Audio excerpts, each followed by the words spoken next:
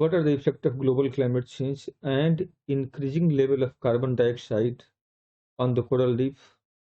How does it affects the local ecosystem? और इसको पहले आप आराम से पढ़िए एक बार, ताकि आप 4 चॉइस पढ़ सकें। चूँकि यूपीएससी में क्या होता है, लास्ट ईयर आपने पेपर अगर देखा होगा तो, और कई क्वेश्चन इतने बड़े थे सीसेट का, जो बच्चे तो पढ़ ही नहीं पाए। इवन कई बच्चों का ये भी शिकायत रहा था कि सर हम पूरा पेपर ही नहीं पढ़ पाए। और जब आप पूरा पेपर ही नहीं पढ़ सकते तो भाई सिलेक्शन का सवाल कहाँ से बनता है? तो एटलीस्ट तो इसका आंसर अगर आप लोगों ने किया होगा तो ठीक है, अगर नहीं किया तो इसका आंसर क्या होगा? पहला आंसर होगा। तो राइट आंसर क्या है? ए। क्यों? क्योंकि यहाँ साफ साफ लिखा हुआ है कि due to rising temperature, temperature के बढ़ने से क्या हो रहा है? कोरल रीफ अपना जो सिम्बायोटिक रिलेशनशिप है वो क्या होगा, उसका अलगी के साथ वो नष्ट हो जाएगा। अब यहाँ पे क्वेश्चन बनता है, किस अलगी के साथ इसका सिम्बायोटिक रिलेशनशिप होता है? एक बात ये भी याद रखना, किस अलगी के साथ इसका सिम्बायोटिक रिलेशनशिप होता है। तो पहला तो याद रखना, जू जेंथेला अलगी का नाम होता है ना। जू जेंथेला क्या है? बेसिकली ये अलगी है, और कोरल क्या है? ये एनिमल है, और इसके बीच में एक प्रकार का सिम्बायोटिक रिलेशनशिप होता है। अब ये संबंध क्यों टूटेगा? क्योंकि अलगी क्या होगा? वो मर जाएगा। टेम्परेचर के बढ़ने से अलगी क्या होगा? उसका डेथ हो जाएगा, और इसी प्रोसेस को हम लोग कोरल ब्लीचिंग भी कहते हैं। दूसरा लिखा हुआ है कि rising CO2 changes the pH of water, क्योंकि धीमे धीमे क्या होगा, CO2 का जो लेवल है अब धीमे धीमे बढ़ेगा, तो वाटर का पीएच भी क्या होगा? चेंज होगा, क्योंकि अब अलगी नहीं है। अलगी के नहीं होने से CO2 का लेवल क्या होगा? अब बढ़ जाएगा, क्योंकि CO2 को लेता पहले अलगी और उसको बदलता ऑक्सीजन में, तो वो ले नहीं रहा है, तो CO2 का लेवल बढ़ जाएगा, तो पीएच क्या होगा? ऑटोमेटिकली बदल जाएगा। And which interfere with calcification, जिससे क्या होगा? कैल्सिफिकेशन का जो प्रोसेस है वो प्रोसेस अब प्रभावित होगा। कैल्सिफिकेशन क्या होता है? ये कैल्सिफिकेशन का मतलब हुआ generation of calcium carbonate by coral, क्योंकि कोरल जो एनिमल्स हैं उसका जो स्केलेटन है या जो रीफ है, उसके बनने के लिए कैल्शियम कार्बोनेट का बनना जरूरी होता है। अब क्योंकि कोरल का जो ये जो रेट है कैल्शियम कार्बोनेट बनाने का जो दर है, ये दर अब धीमे धीमे क्या होगा? घट जाएगा। और जब कोरल रीफ का जब बढ़ोतरी नहीं होगा रीफ में, और जब विकास नहीं होगा, जब कोरल अपना पॉपुलेशन मेंटेन नहीं कर पाएगा, तो धीमे धीमे उस पर डिपेंडेंट जो भी एनिमल्स हैं, वो एनिमल्स उस रीफ एरिया में आना छोड़ देगा, और उस एरिया का जो भी एनिमल्स का जो नंबर होगा वो धीमे धीमे क्या होगा? वो डिक्लाइन हो जाएगा। तो राइट आंसर इसका ए है। होप आप लोग समझ गए होंगे। तो आप लोगों को ऐसे क्वेश्चनों को करने के लिए टाइम बहुत कम मिलता है, और वैसे में क्या होता है, चारों चॉइस को पढ़ना, उस चॉइस पढ़ के लोग डर जाएगा, भाई इतना बड़ा चॉइस है कैसे पढ़ेंगे, पहले ही हिम्मत हार जाएगा। तो मान लो अगर एग्जाम में इतने बड़े क्वेश्चन है तो कैसे क्या करोगे? सबसे पहला है कि आप इसको स्किप कर जाओ उसी टाइम में, क्योंकि इस पे आप 4 चॉइस को पढ़ के सोचोगे तब तक आप 4 सवाल कर लोगे, तो उसको तुरंत स्किप करके अगला सवाल पढ़ना चाहिए। हाँ, जब लास्ट में जब आप एक राउंड जब सारे क्वेश्चनों पे हो जाते हो, उसके बाद रिटर्न बैक होइए और आराम से ऐसे सवालों को लीजिए, क्योंकि इसमें ये टाइम कंज्यूमिंग क्वेश्चन होगा। चलिए अगला सवाल लेते हैं हम लोग। अगला सवाल हमारे सामने आया है, ocean waters receive varying amount of sunlight based on the depth. Where would you expect to find the most photosynthesis in an ocean biome? अब ओशन बायोम में अगर आप लोगों को थोड़ा सा पहले सवाल को आप लोग पढ़ो, के बाद मैं आप लोगों को समझाऊंगा क्या है। आप लोग इसका आंसर कीजिए, अपना टाइम आप लोग ले लो, और आप क्वेश्चन पढ़ के भागो मत, क्वेश्चन पढ़ के टीको, लड़ो, ठीक है ना? तभी काम होगा, नहीं तो काम नहीं होने वाला। क्वेश्चन का टाइम लीजिए, आप लोग इसको समझिए।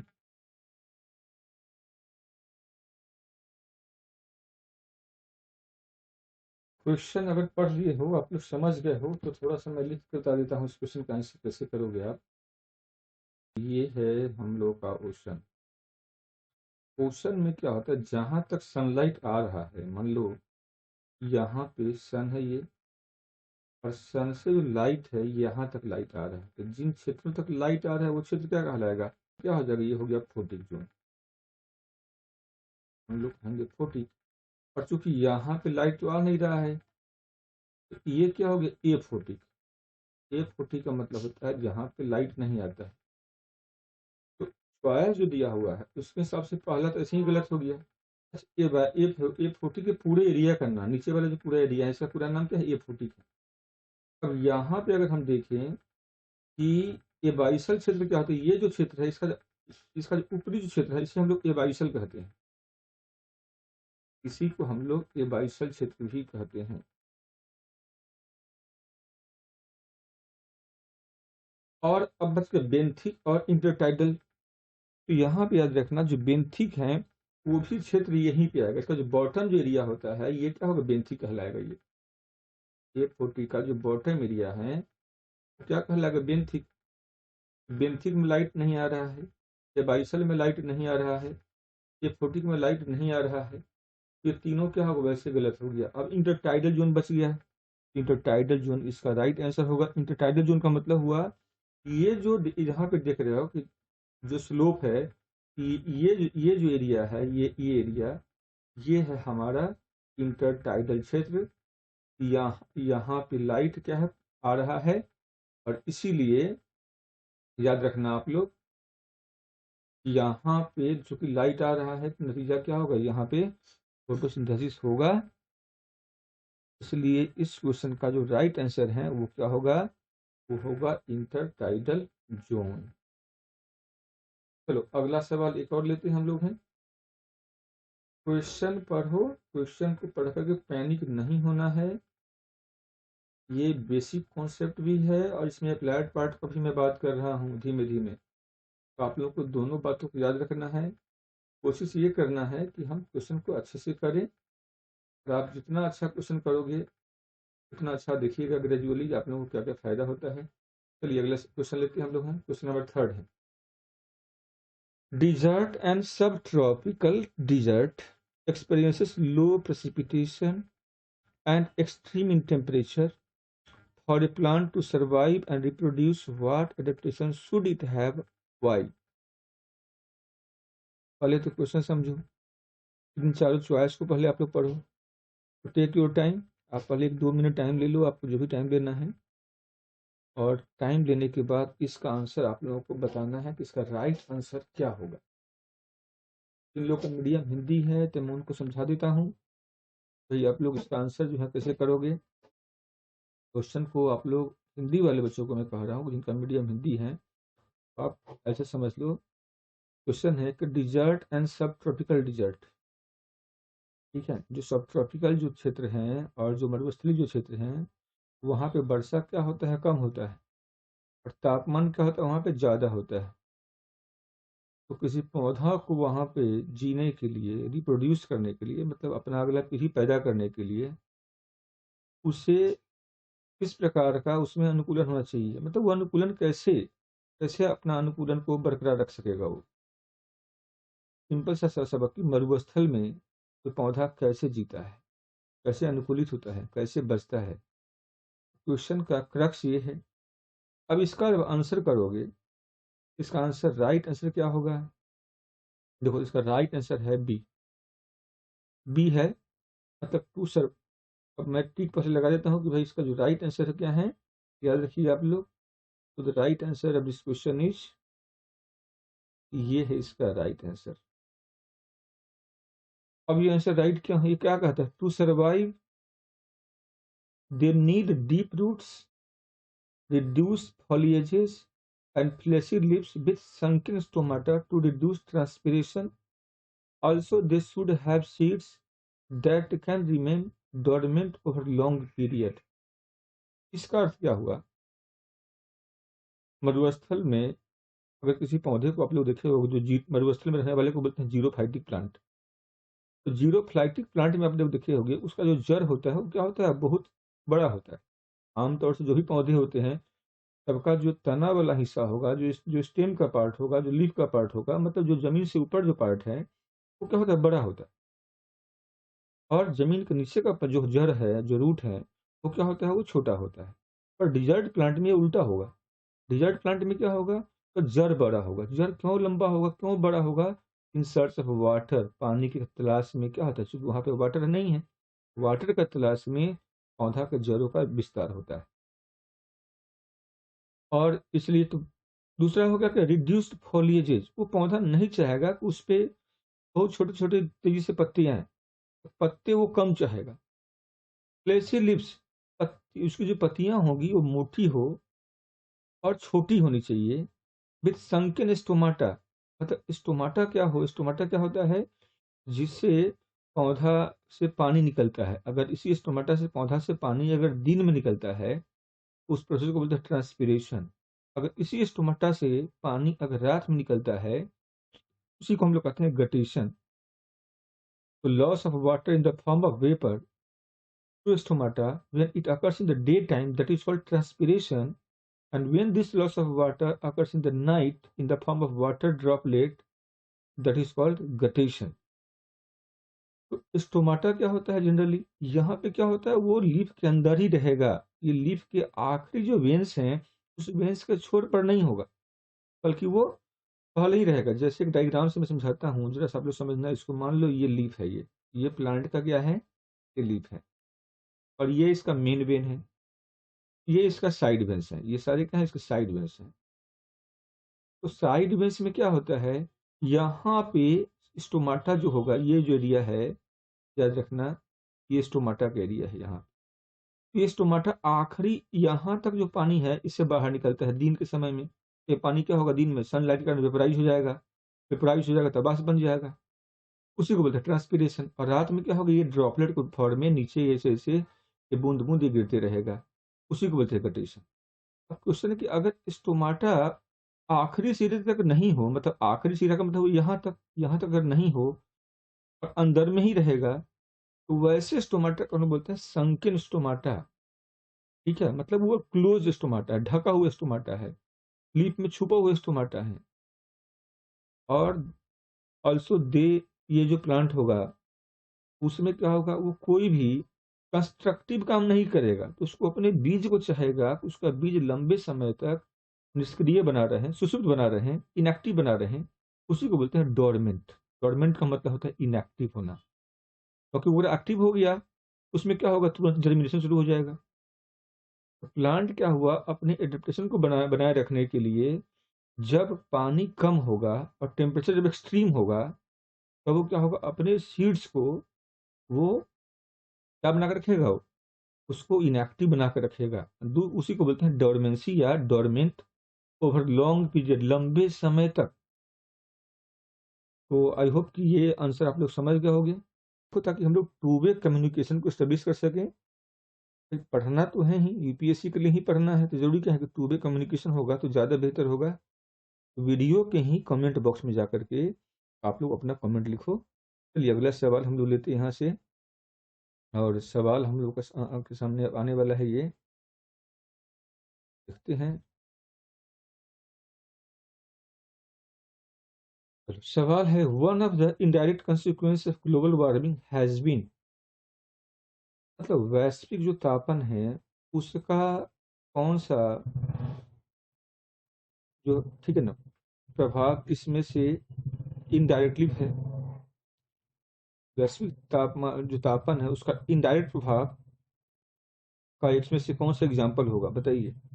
मैंने वैश्विक तापन के कारण क्या प्रभावित हो रहा है, जैव विविधता में ह्रास हो रहा है, लॉस ऑफ बायोडाइवर्सिटी है। दूसरा है इंक्रीजिंग टेम्परेचर, तापमान में बढ़ोतरी हो रहा है, चेंज इन वाटर क्वालिटी, जल की गुणवत्ता में परिवर्तन हो रहा है, increasing temperature, tolerance of plant, जो पौधा जो है उसका जो तापमान जो सहनशीलता है उसमें क्या है, परिवर्तन हो रहा है या बढ़ रहा है। इसका आंसर आप लोग कर सकते हो।